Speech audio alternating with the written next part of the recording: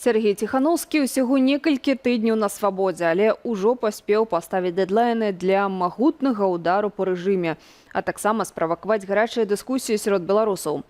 Як раптоўнае з'яўленне Тихановскага ў палітычным жыцці паўплывае на расклад сілаў і лідарства ў дэмакратычных колах. Гэтае пытанне пасля сустрэчы палітыка з беларусамі на фестывалі «Тутыка» журналісты старонкі задалі Франаку Вячорку, галоўнаму дарадцу Святланы Тихановскай.